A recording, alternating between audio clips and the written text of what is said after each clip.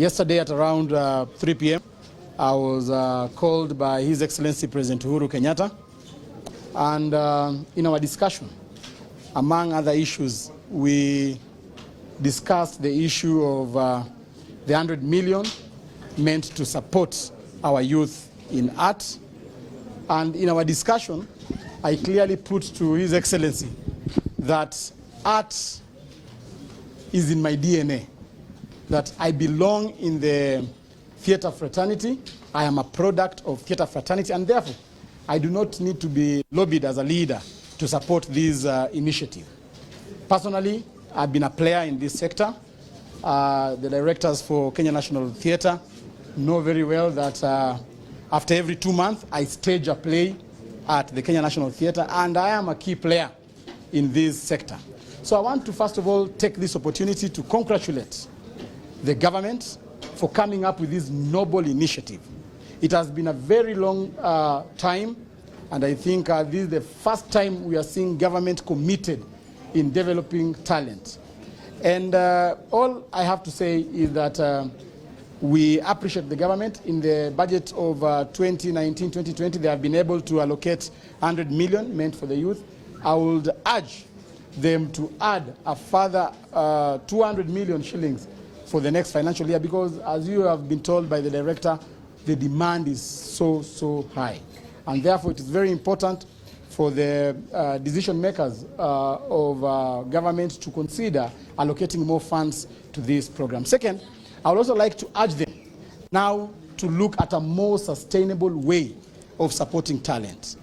This was an ad hoc form of organization, a temporary form of organization, just to stimulate the economy as we experience these COVID-19 challenges. But I would like to encourage the national government to look at more sustainable ways of tapping talent. For example, we only have Kenya National Theatre in Nairobi. What about Kakamega? We need to see the national government prioritizing building and constructing theatre halls across the county, across our 47 county. I am alive of the fact that culture, performing arts elements under the Schedule 5 of our Kenya Constitution that we promulgated in 2010 is a devolved function. I want also to challenge governors and all players of devolution, not limited to MCAs and CECs, to prioritize investing in talent. Personally, I am a testimony of talent.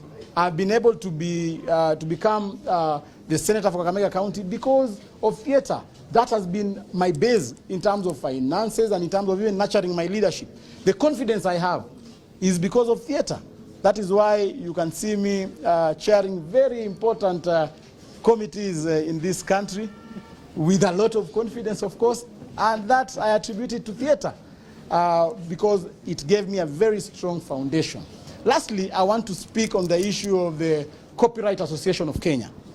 Many artists are being they're being used or misused by the Copyright Association of Kenya because they collect monies across this country, millions and millions of shillings, but that money is not disbursed back to the youth.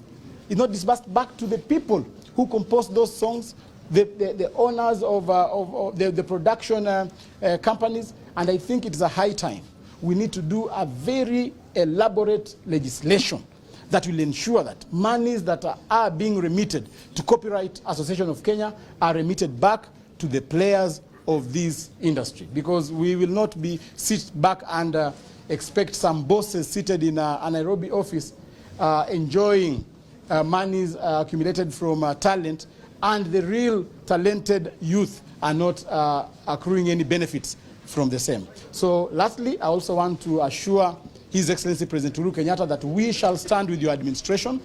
You have a legacy, you've touched on the nerve of this country, and when you touch the youth, you've touched on the very nerve that will ensure that we support you in any of your agendas. We know you have a lot of things coming up for us in 2020, 2021, and as the leader for the youth, since you've touched the youth, I want to assure you, Your Excellency, President Uhuru Kenyatta, together with your brother, of course, Right Honorable Raila Amolo Odinga, in your handshake organization, that we are going to support you.